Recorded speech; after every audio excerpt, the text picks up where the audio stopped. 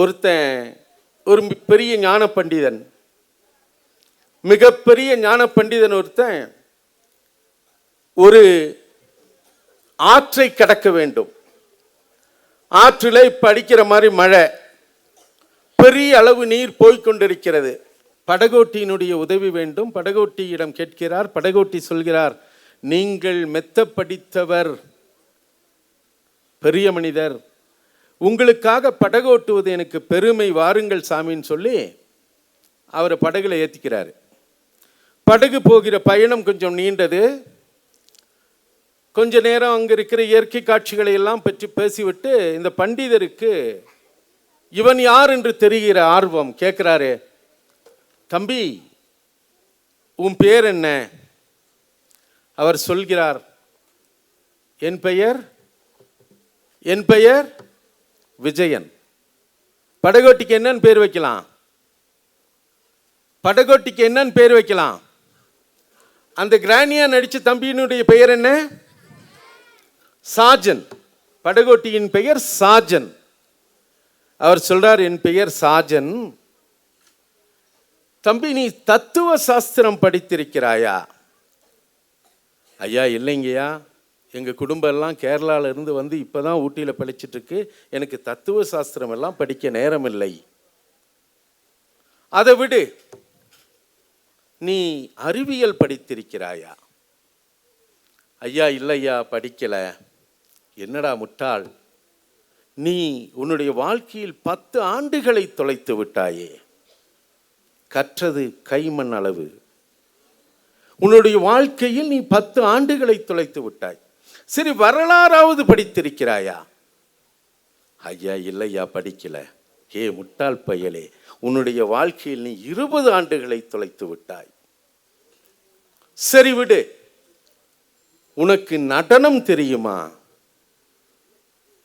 ஐயா என்னுடைய பொழப்புக்கு நடனமெல்லாம் எப்படிங்கய்யா நான் பழகுவேன், வாய்ப்பே இல்லைங்க.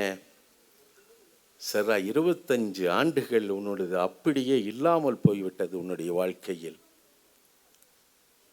சரி, உனக்கு பாட்டு பாடவாவது தெரியுமா? ஏறக்குறைய அரை ஆற்றை கடந்து விட்டார்கள், ஆற்றினுடைய நடுவில் இருக்காங்க. உனக்கு பாட்டு பாட தெரியுமா? ஐயா கொஞ்சம் ஏதோ பாடுவேன், தனியாக இருக்கும்போது, ஆற்றில் அதிக நீர் வரும்போது அச்சத்தை போக்குவதற்காக கொஞ்சம் பாடுவேன். டேய் சும்மா பாடுறதில்லடா, உனக்கு சாஸ்திர சங்கீதம் தெரியுமா?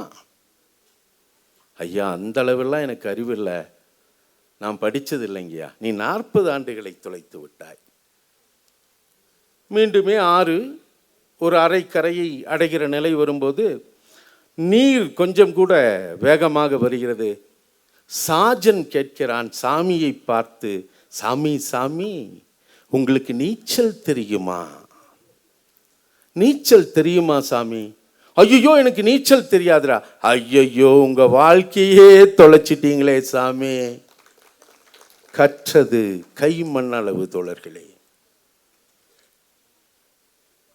அவ்வை சொன்ன வரிகள் இவை. நாகராஜன் சொன்னார் முழு பாடலை. அவ்வை சொன்ன வரிகள் இவை. கற்றது கைமண்ணளவு, கல்லாதது உலகளவு. எல்லாம் தெரியும் என்று பாண்டித்துவம் காட்டுகிற பண்டிதனுக்கு தெரியாத விஷயம் இருக்கும் என்பதற்காக சொல்லப்பட்டது கற்றது கைமண்ணளவு, கல்லாதது உலகளவு. சரித்திரம் தெரிந்தவனுக்கு தெரிந்திருக்கும் ஏகாதிபத்தியம், ஆங்கிலேயன் வெள்ளை பரங்கியன் இந்த தேசத்திலே வந்து நம்மை சுரண்டி கொளுத்த போது அவனுடைய நெஞ்சு சட்டையை பிடித்து உலுக்கி, பரங்கியனே என்னுடைய தேசத்தை சுரண்டுகிறாய், நீ உன்னை விரட்டுவேன் என்று சொல்லி அச்சமற்று நின்ற பகத்சிங்கை அரசியல் படித்தவனுக்கு தெரிந்திருக்கும், வரலாறு படித்தவனுக்கு தெரிந்திருக்கும். ஒரு இயற்பியலாளனுக்கோ ஒரு விஞ்ஞானிக்கோ அவனை தெரியாமல் இருக்கும். கற்றது கைமண் அளவு. நாம் எல்லாவற்றையும் கற்றுக்கொள்ள வேண்டும் நண்பர்களே. குழந்தைகள் இருக்கிறீர்கள். என்னுடைய குழந்தை, என்னுடைய தங்கை உயர்நீதிமன்ற வழக்கறிஞர் கலாகிருஷ்ணன் அவர்களுடைய குழந்தை ஆஷிகா பிரபாகினி நேற்று என்னோடு பேசிக் கொண்டிருக்கும் போது நான் சொன்னேன், இதுபோல் குழந்தைகளை சந்திக்கப் போகிறேன். கற்றது கை மண்ணளவு என்பது எனக்கு கொடுக்கப்பட்டிருக்கிற தலைப்பு. இந்த கற்றது கை மண்ணளவு என்கிற தலைப்பை பற்றி பேசுவதற்கு ஏதாவது ஒரு டிப்ஸ் கொடு கண்ணம்மான்னு கேட்டேன். அவர் சொன்னா, மாமா நான் தேடி பார்க்குறேன்னு சொல்லி என் நினைவில் தேடியதில் கிடைத்தது மாமா. கற்றது கை மண்ணளவு, அந்த கைக்குள்ள இப்போ அடங்குது செல்போன், கைபேசி, அலைபேசி, ஏஐ தொழில்நுட்பம், மெய்நிகரியை கொண்டு வந்திருக்கிற தொழில்நுட்பம். இந்த விஜயனை விஜயாக காட்டிவிட முடியும்.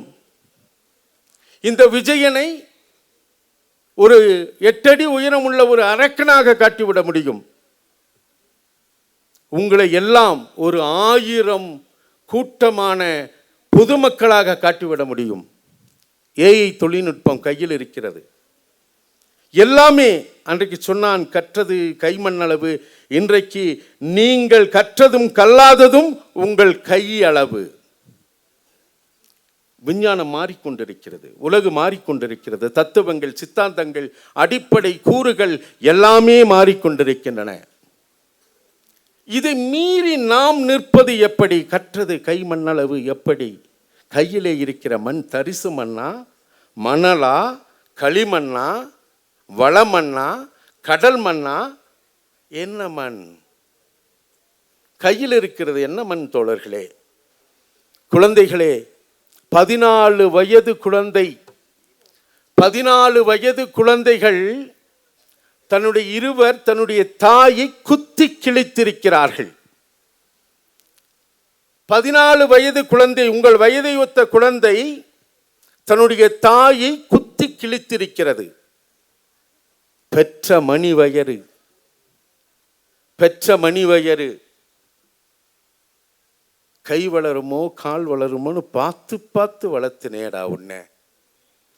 அத்தை அடித்தாலோ அரளிப்பூ செண்டாலே, மாமன் அடித்தானோ மல்லிகைப்பூ செண்டாலே, ஆஹா ஆஹா கை வளர கால் வளர வளர்வாய் என் உயிரே என்று வளர்த்தாலே அந்த தாய். 14 வயது குழந்தை கத்தி எடுத்து அந்த தாயினுடைய கழுத்திலே குத்தி இருக்கிறது. காரணம், அலைபேசியில் விளையாட விடவில்லை. என்ன கேம் அது நந்தினி? பப்ஜியா? அந்த கேம் விளையாட விடலைன்னு சொல்லி அம்மாவை குத்தியிருக்கான். கைமணல் அளவு கற்றென்ன, உலகளவு கற்றென்ன தோழர்களே. 14 வயது குழந்தை, 9ஆம் வகுப்பு 10ஆம் வகுப்பு படிக்கிற குழந்தை என்ன கற்றென்ன நண்பர்களே? கையில் இருக்கிற மண். சாஜன் ஒரு கைமண். ஒரே நிமிடத்தில் நொடியில் தன்னை ஒரு பாட்டியாக பேரனாக காட்ட முடிகிற சாஜன் சாதாரணமான ஒரு சாதாரண பள்ளி மாணவன். அவன் கற்றது கைமண்ணை வளமண்ணாக கற்ற கல்வி. அவனுக்கு ஊட்டிய அந்த ஆசிரியை வளமான கைமண் அளவு கற்ற ஆசிரியை. சரியா? இதுதானே கற்றது கைமண் அளவு. எழுச்சிக்குரியவர்களே, இந்த தேசம் மிகப்பெரியது. இந்த தேசம் என் தேசம். இந்த தேசம் என் தேசம். ரவிக்கு இருக்கிற அந்த ஆதங்கம், நூலகர் ரவி அவர்களுக்கு இருக்கிற ஆதங்கம், இந்த சமூகம் ஒரு பண்பட்ட சமூகமாக ஆக வேண்டும் என்று சொன்னால், இந்த சமூகம் ஒரு எழுச்சிமிக்க சமூகமாக ஆக வேண்டும் என்று சொன்னால், இந்த சமூகம் ஒரு கருணை பொருந்திய சமூகமாக வேண்டும் என்று சொன்னால், இமயத்தில் இருமுபவனுக்கு குமரியில் இருக்கிறவன் மருந்து கொண்டு ஓட வேண்டும் என்று சொன்னால், அறிவார்ந்த சமூகமாக ஆக வேண்டும். இந்த சமூகம் கருணை பொங்கி பெருக வேண்டும். காசாவிலே குழந்தைகள் சாகிறார்கள் தோழர்களே. பாலஸ்தீனத்து காசாவிலே குழந்தைகள் சாகிறார்கள். என்னுடைய வயிறு பசிக்கிறது. 10 நாள் ஆகிவிட்டது நான் போர் சூழலிலே இருந்து. எனக்கு பசிக்கிறது. யாராவது உலக நாடுகளே எனக்கு பிச்சை போடுங்கள் ஐயா, எனக்கு பிச்சை போடுங்கள் ஐயா என்று சொல்லி அந்த பிச்சை உணவை பிச்சை கேட்பதுதான் உலகத்தில் மிக மிக சோகமான விஷயம், மிக அவமானமான விஷயம். சோறுக்கு வயிற்றுக்கு உணவில்லை, சோற்றுக்காக கையேந்தி நிற்கும் போது குண்டு வீசிக் கொள்கிறது ஒரு சமூகம். குழந்தைகள், லாரன்ஸ் பள்ளி குழந்தைகள் எல்லோருமே பணக்கார வீட்டு குழந்தைகள். லாரன்ஸ் பள்ளி குழந்தைகள் எல்லோருமே பணக்கார வீட்டு குழந்தைகள். தும்மநட்டி குழந்தைகளோடு அவர்கள் அளவலாவ வேண்டும். இங்கிருக்கிற மாவட்ட ஆட்சியரினுடைய எண்ணம், இங்கிருக்கிற மாவட்ட ஆட்சியர் அவர்களுடைய எண்ணம், இங்கிருக்கிற டிஆர்ஓ நாராயணன் அவர்களுடைய எண்ணம், இங்கிருக்கிற நூலகர் கிளமெண்ட் அவர்களுடைய எண்ணம், இங்கிருக்கிற சமூக நலத்துறையினுடைய எண்ணம், குழந்தைகள் ஒருங்கிணைப்பு குழுவினுடைய எண்ணம், இந்த குழந்தைகள் கூடி குலாவ வேண்டும். இந்த உலகத்தில் பாலஸ்தீனம் இருக்கிறது, காசா இருக்கிறது. கையேந்தி நிற்கிற, உணவுக்காக கையேந்தி நிற்கிற குழந்தை குண்டு வீசி கொல்லப்படுகிறான். எவ்வளவு அவமானம் தோழர்களே! என்னுடைய நண்பர் ஒருவர் எழுதியிருந்தார், குந்தாவில் மலை, குந்தாவில் மலை, அஸ்ஸாமில் வறட்சி, குந்தாவில் மலை, அஸ்ஸாமில் வறட்சி. மோடிஜிக்கு ராகுல் காந்தி கேள்வி, மோடிஜிக்கு ராகுல் காந்தி கேள்வி, ஸ்டாலின் ஜிக்கு எடப்பாடி கேள்வி. அங்கு அது நடந்தது, இங்கு இது நடந்தது. நண்பர்களே நண்பர்களே, 1000 பேர் பட்டினியால் செத்து போனார்கள். நண்பர்களே நண்பர்களே, வாருங்கள் சுதந்திர தினம் கொண்டாடுவோம், வாருங்கள் சுதந்திர தினம் கொண்டாடுவோம். என்னென்னவோ நடந்து கொண்டிருக்கும் தோழர்களே, ஏதோதோ நடந்து கொண்டிருக்கும். நம்முடைய செயல்பாட்டு, நம்முடைய விழாக்கள், நம்முடைய உணவு, நம்முடைய புத்தகம், இவையெல்லாம் அமைப்பாட்டுக்கு நடந்து கொண்டே இருக்கும். புரிகிறதா உங்களுக்கு? எவனாவுக்கு எவன் ஒருவனுக்கு, எவனாவது ஒருவனுக்கு ஏதேனும் துன்பம் நிகழ்ந்தால் அதை பார்த்து நான் மனம் நசுங்கி மனம் வெதும்பி ஏதேனும் ஒரு ஆறுதல் சொல்வேன் என்று சொல்லாத எவன் இருந்தாலும் படிச்சு கிழிச்ச போடா. படிச்சு என்னத்தை கிழிச்ச? கற்றது கைமண் அளவு, கற்றது கைமண் அளவு தோழர்களே. படித்து எண்ணத்தை கிழித்தீர்கள் நீங்கள். காசாவினுடைய குழந்தைகளுக்காக நேசம் காட்ட மனசில்லாமல், ஒரு சிறு துளி துரும்பை கூட கிள்ளி வீச மனமில்லாமல் படித்து என்ன கிழித்தாய் நீ? கற்றது கைமண் அளவு தோழர்களே. பாரதியை துரத்துகிறான் ஆங்கிலேயன். இம்மென்றால் சிறைவாசம், ஏனென்றால் வனவாசம். அடித்து நொறுக்குகிறார்கள். இந்த தேசத்திற்காக சிந்தித்து சிந்தித்து மூளையை வடித்து செத்து போகிறார்கள். பெரியாரும் அம்பேத்கரும் இயக்கம் நடத்துகிறார்கள். பாரதியை புதுவைக்கு துரத்துகிறார்கள்.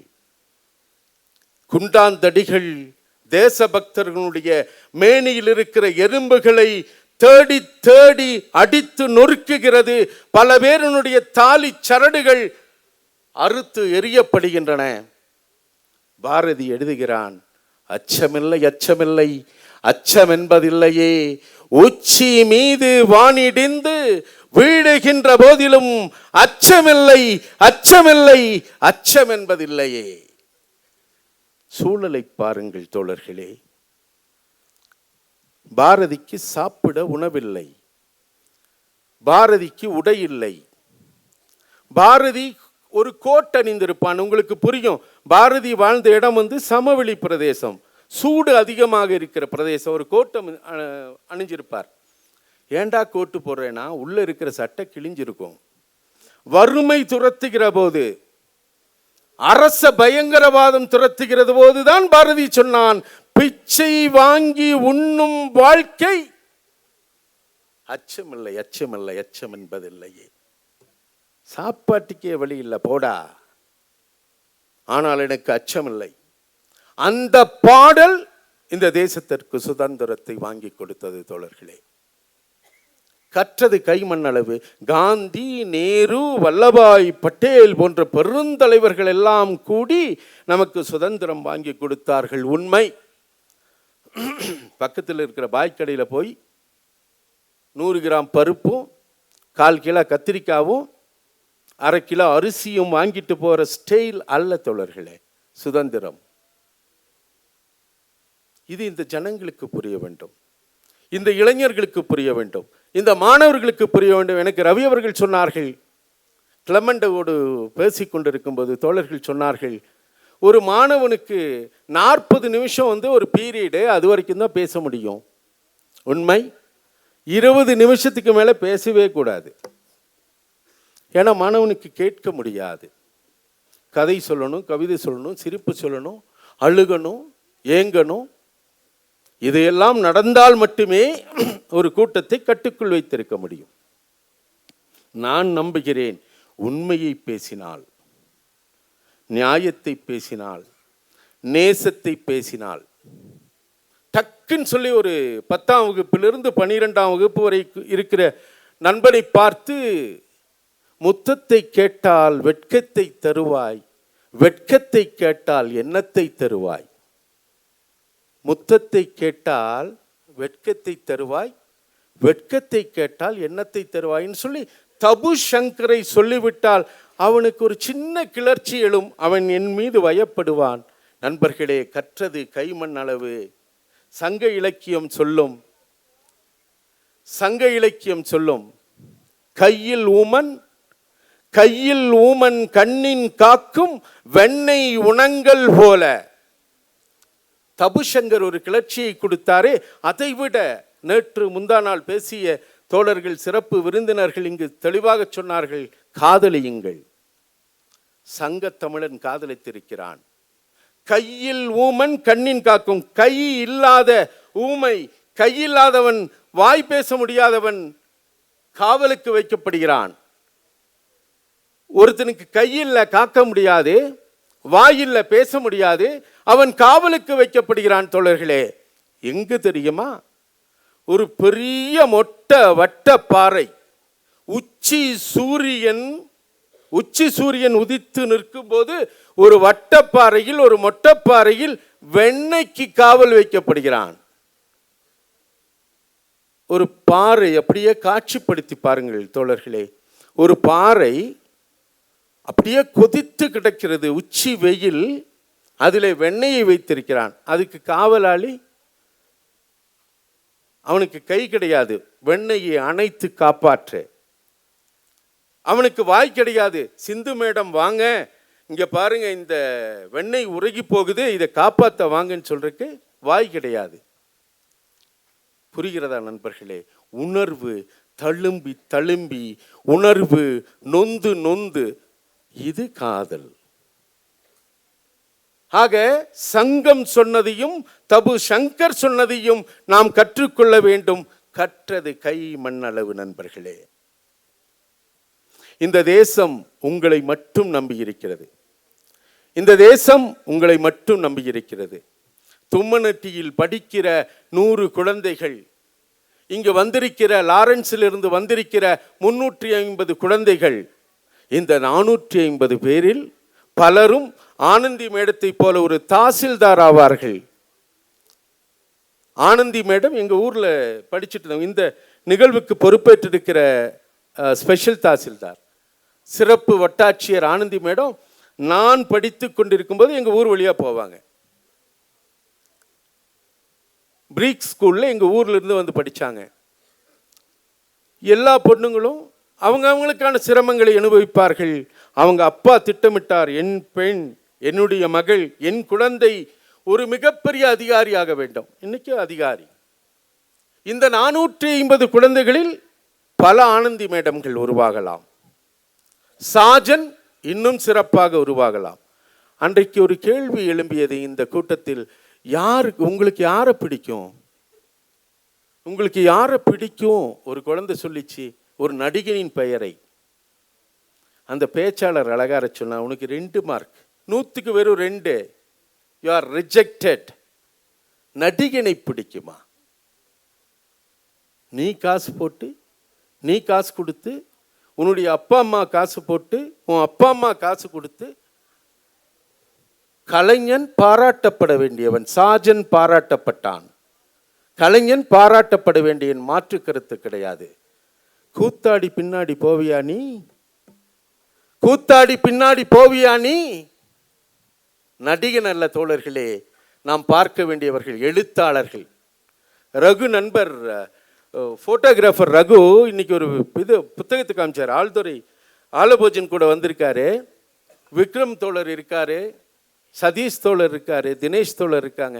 இவங்கெல்லாம் இருக்கிற இடத்துல எனக்கு ரகு தோழர் சில புகைப்படங்களை காட்டினார். நான் உங்களுக்கு தெரிய வேண்டும் நண்பர்களே, நம்ம ஊட்டின்னு எடுத்த உடனேயே போட் ஹவுஸ் கார்டன் அப்படின்னு இருப்போம்.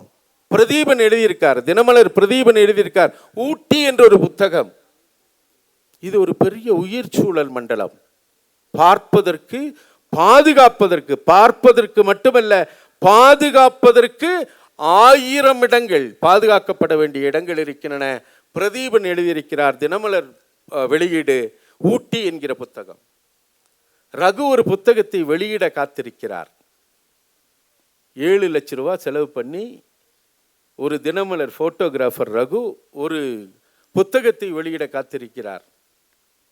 கண்டிப்பா லாரன்ஸ் குழந்தைகளோ, தும்மனட்டி குழந்தைகளோ, இங்க இருக்கிற பெற்றோர்களோ, ஆசிரியர்களோ, மரியாதைக்குரியவர்களோ, என்னுடைய சுப்பிரமணி போன்ற என்னுடைய மூத்த வழக்கறிஞர்களோ அந்த புத்தகத்தை பார்த்தால் ரகுவனுடைய ரசிகர்கள் ஆவீர்கள். என்ன புத்தகம்! கட்டபெட்டுக்கு ஒரு விளக்கம் சொன்னார். நீலக்குறிஞ்சி பூத்தால் நீலகிரி செழிக்கும், நீளும் புத்தகங்களால் நீடுமனம் செழிக்கும் என்கிற இந்த விழாவிற்கு அர்த்தம் சொல்லும்போது ரகு சொன்னார், கட்டத பெட்டு, கட்ட ஊ பெட்டு.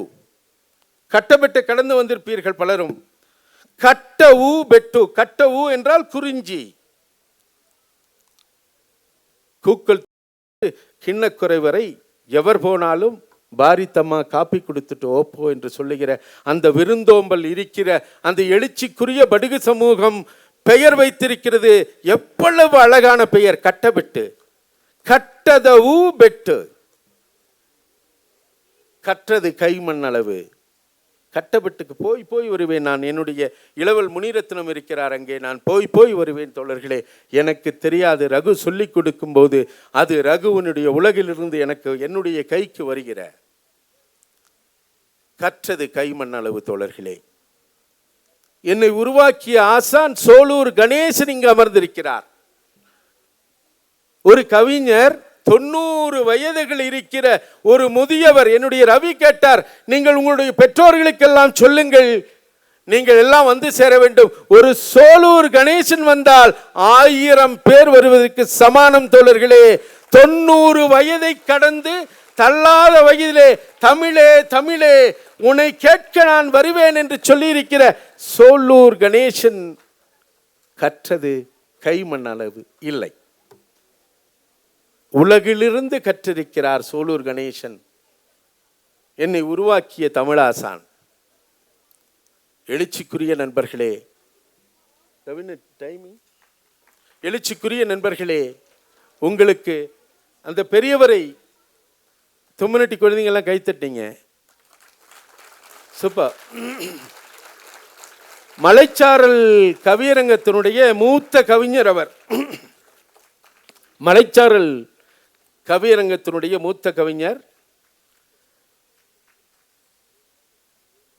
ஒரு எப்போதுமே பதட்டத்தோடு இருக்கும்னு சொன்னோம். வாழ்க்கை ரொம்ப பயமா இருக்கு. அப்பனுக்கு டாஸ்மாக்கு, அப்பனுக்கு டாஸ்மாக்கு, ஆத்தாளுக்கு சீரியலு, பையனுக்கு கிரிக்கெட்டு, கிரிக்கெட்ல இருந்து மொபைல். டாஸ்மாக் கடையை திறக்கிற நேரத்தை கொஞ்சம் கூட முன்னாடியே வச்சிருக்கலாமே ஃபீல் பண்ற ஆட்கள் ரொம்ப பேர் இருக்கான். திறந்தோடனே நான் ஃபர்ஸ்ட் இந்த பட்டத்தில் ஃபர்ஸ்ட் டிக்கெட் வாங்குறேன், ஃபர்ஸ்ட் குவார்டர் வாங்குறேன்.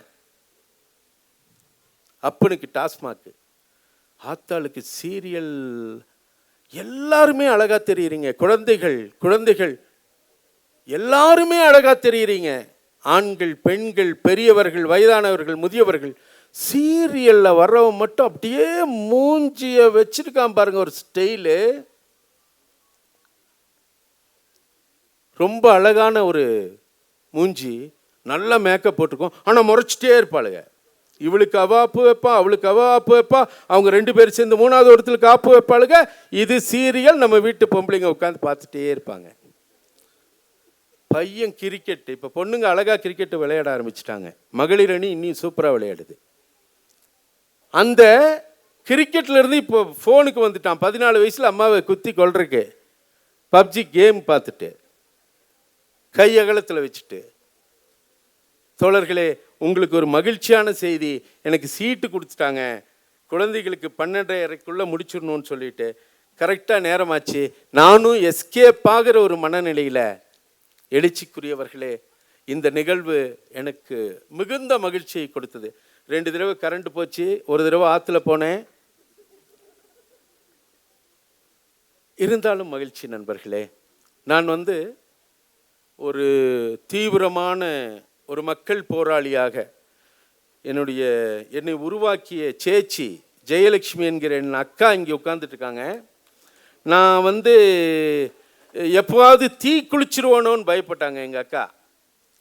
கல்லூரி படிக்கும்போது டீ குடிக்கிறக்கே யோசிக்கிறவனுங்க நம்மெல்லாம். சூடாக டீயே குடிக்க மாட்டோம். டீ குளிச்சிருவேன்னு பயப்பட்டாங்க. நம்மளை லூசுன்னு நினச்சிட்டாங்க. நோ, டீ வைப்போம், டீ குளிக்கலாம் மாட்டோம். ஓகே. ஸோ ஒரு போர் பரணி பாடி திரிந்து கொண்டிருந்த ஒரு விஜயன் என்கிற ஒரு மனிதனை மாவட்ட நிர்வாகம் எப்படி தேர்ந்தெடுத்தீங்கன்னு தெரியல.